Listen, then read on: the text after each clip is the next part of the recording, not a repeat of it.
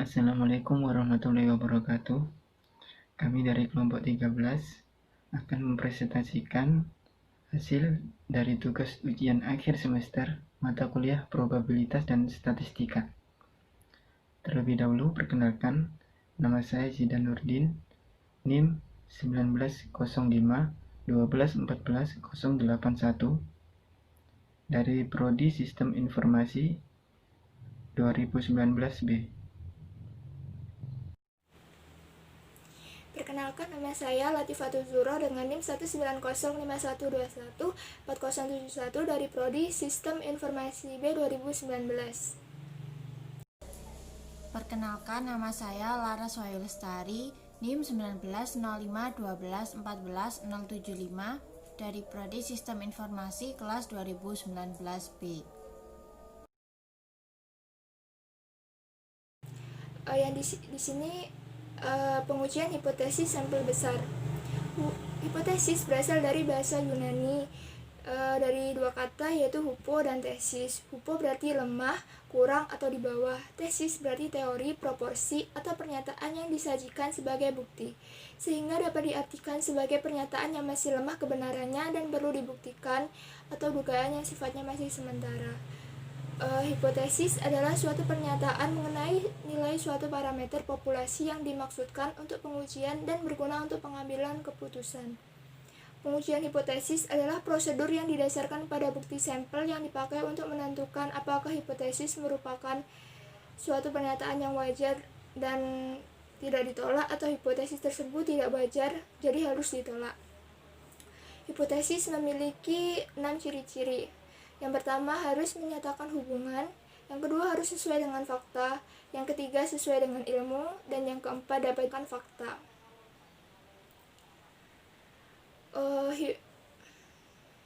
Pasangan hipotesis. Ada hipotesis 0 dan hipotesis alternatif 1. Untuk hipotesis 0 atau H0, yaitu hipotesis yang diartikan sebagai tidak adanya perbedaan antara ukuran populasi dan ukuran sampel. Dan yang kedua, itu hipotesis alternatif. Lawan dari hipotesis 0, adanya perbedaan data populasi dengan data sampel. Berdasarkan jumlah sampelnya, hipotesis diklasifikasikan ke dalam dua jenis, yaitu sampel besar dan sampel kecil. Untuk yang sampel besar menggunakan sampel lebih dari 30, sedangkan untuk yang sampel kecil hanya menggunakan lebih dari atau sama dengan 30 jumlah sampel. Untuk pengujian hipotesis berdasarkan jenis parameternya dapat dibedakan ke dalam 3 jenis, yaitu pengujian hipotesis tentang rata-rata, pengujian hipotesis beda 2 rata-rata, dan yang terakhir pengujian hipotesis beda 3 rata-rata. Pengujian dilakukan berdasarkan jumlah sampel yang digunakan. Jika sampelnya lebih dari 30, maka masuk ke dalam pengujian hipotesis sampel besar.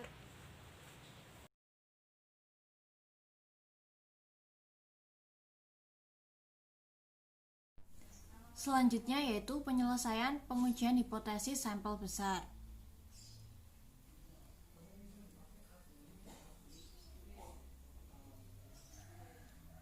Prosedur pengujian hipotesisnya, langkah 1, menentukan formulasi hipotesis 0 atau H0 dan hipotesis alternatifnya atau HA. Yang kedua, memilih suatu taraf nyata atau A dan menentukan nilai tabel. Langkah 3, membuat kriteria pengujian berupa penerimaan dan penolakan H0.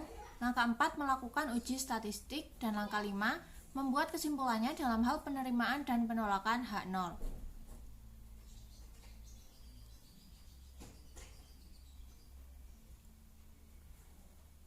Pengujian hipotesis tentang rata-rata yaitu pengujian hipotesis mengenai rata-rata populasi yang didasarkan atas informasi sampelnya. Untuk pengujian hipotesis satu rata-rata dengan sampel besar atau N lebih dari 30, uji statistiknya menggunakan distribusi Z. Prosedur pengujian hipotesisnya adalah sebagai berikut. A. Ada formulasi hipotesis. Yang pertama, H0 merupakan mu sama dengan mu0, H1 merupakan mu lebih dari mu0. Yang kedua, H0 merupakan mu sama dengan mu0, H1 merupakan mu kurang dari mu0. Yang ketiga ada H0 merupakan mu sama dengan mu0, H1 merupakan mu tidak sama dengan mu0. B. Ada penentuan nilai A atau taraf nyata dan nilai Z tabel atau Z alpha. Menentukan nilai A sesuai soal, kemudian nilai Z alfa atau Z alfa per 2 ditentukan dari tabel. C. Ada kriteria pengujian. Yang pertama, untuk H0 merupakan mu sama dengan mu0 dan H1 yaitu mu lebih dari mu0 ada H0 diterima jika Z0 kurang dari sama dengan Z alfa dan H0 ditolak jika Z0 lebih dari Z alfa. Yang kedua, untuk H0 mu sama dengan mu0 dan H1 mu kurang dari mu0 ada H0 diterima jika Z0 lebih dari sama dengan min Z alfa dan H0 ditolak jika Z0 kurang dari min Z alfa. Yang ketiga, untuk H0 mu sama dengan mu0 dan H1 mu tidak sama dengan mu0 ada H0 diterima jika min Z alfa per 2 kurang dari sama dengan Z0 kurang dari sama dengan Z alfa per 2. Lalu H0 ditolak jika Z0 lebih dari Z alfa per 2 atau Z0 kurang dari min Z alfa per 2. Yang D, ada uji statistik. Simpangan baku populasi atau alfa diketahui atau sigma diketahui. Z0 sama dengan X bar min mu0 per sigma X bar sama dengan X bar min mu0 per sigma per akar N. Selanjutnya ada simpangan baku populasi atau sigma tidak diketahui. Ada Z0 sama dengan X bar min mu0 per S X bar sama dengan X bar min mu0 per S per akar N. E, ada kesimpulan. Menyimpulkan tentang penerimaan atau penolakan H0 sesuai dengan kriteria pengujiannya. Yang pertama, jika H0 diterima, maka H1 ditolak. Yang kedua, jika H0 ditolak, maka H1 diterima.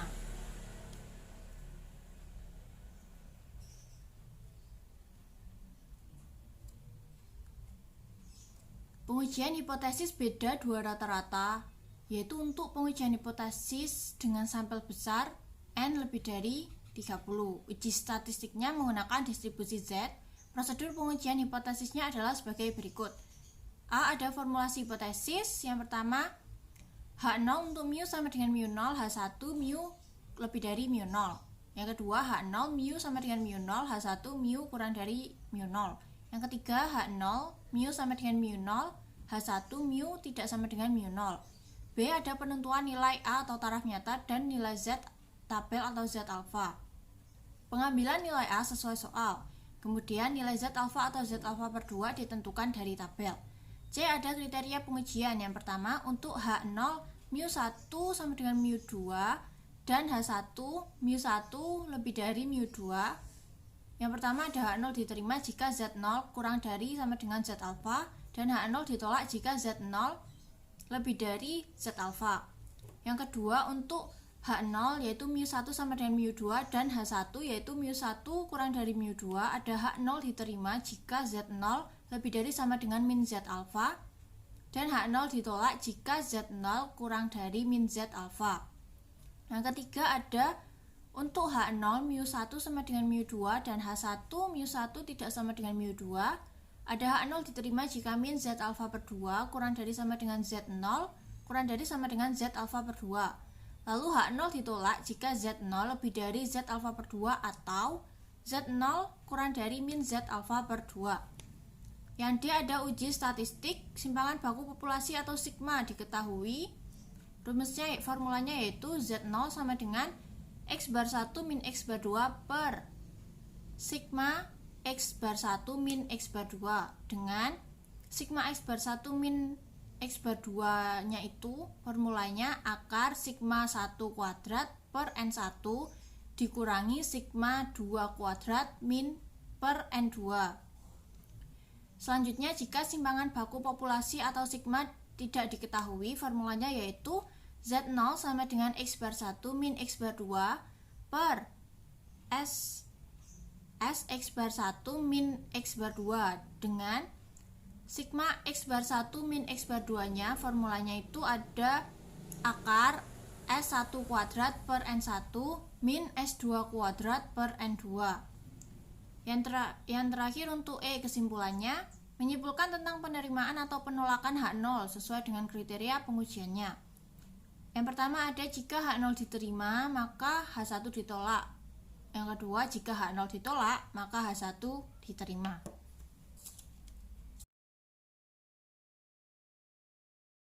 Selanjutnya adalah studi kasus dari pengujian hipotesis sampel besar. Contoh soal yang pertama, suatu pabrik susu merek Good Milk melakukan pengecekan terhadap produk mereka. Apakah rata-rata berat bersih 1 kaleng susu bubuk yang diproduksi dan dipasarkan masih tetap 400 gram atau sudah lebih kecil dari itu? Jadi dari data sebelumnya diketahui bahwa simpangan baku bersih per kaleng sama dengan 125 gram. Dan dari sampel 50 kaleng yang diteliti diperoleh rata-rata berat bersih yaitu 375 gram. Nah, pertanyaannya, dapatkah diterima bahwa berat bersih rata-rata yang dipasarkan tetap 400 gram? Lalu ujilah dengan taraf nyata 5%. Lalu kita cek penyelesaiannya. Oke, diketahui N sama dengan 50. N adalah kaleng, sampel kaleng. Lalu rata-rata berat bersih atau X sama dengan 375. Lalu simpangan baku bersih per kaleng sama dengan 125. Lalu rata-rata berat bersih 1 kaleng yaitu 400 gram. Untuk jawabannya, yang pertama adalah formulasi hipotesisnya. H0 adalah mikro sama dengan 400. Lalu untuk H1 adalah mikro kurang dari 400. Taraf nyata dan nilai tabelnya, A sama dengan 5%. 5% sama dengan 0,05. Lalu Z 0,05 sama dengan min 1,64, yaitu pengujian dari sisi kiri. Selanjutnya kriteria pengujian, H0 diterima jika Z0 sama dengan lebih. H0 diterima jika Z0 lebih dari sama dengan min 1,64. Dan H0 ditolak jika Z0 kurang dari min 1,64. Nah, untuk uji statistiknya seperti gambar berikut, yaitu daerah penolakan kurang dari 1,64 dan daerah penerimaannya lebih dari itu. Jadi kesimpulannya, karena Z0 kurang dari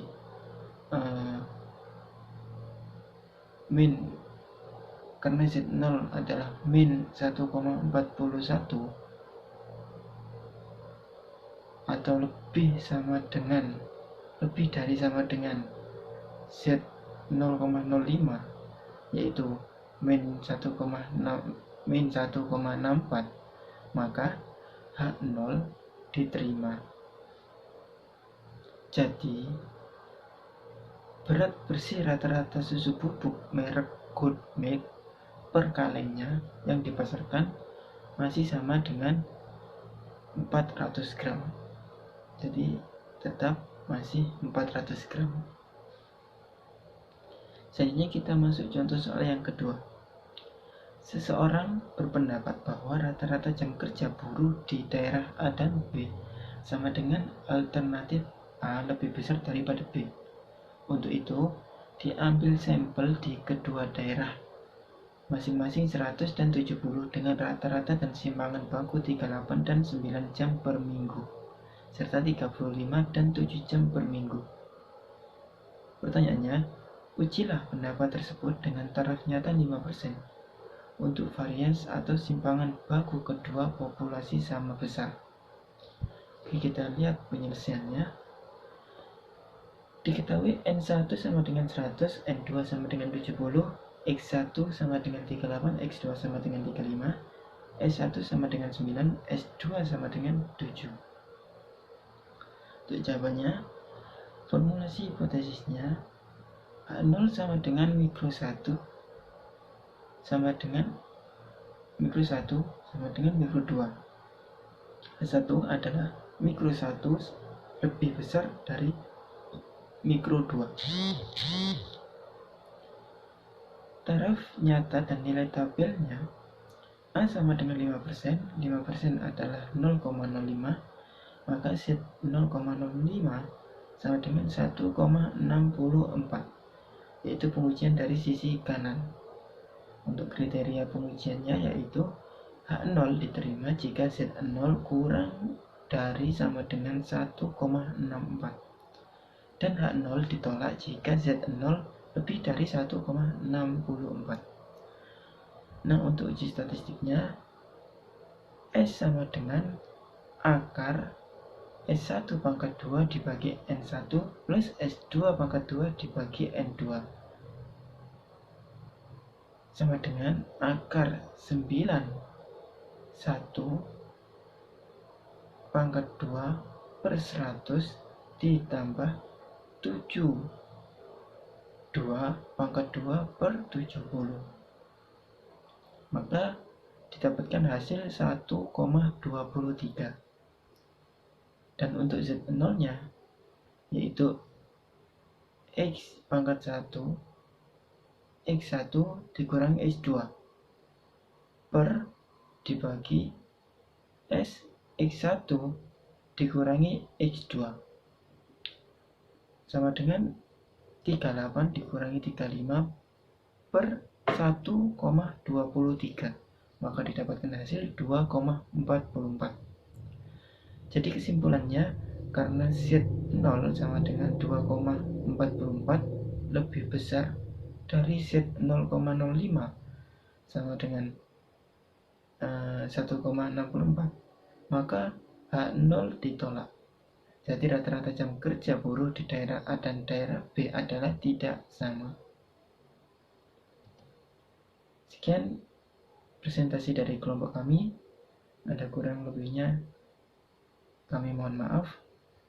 Sekian dan terima kasih.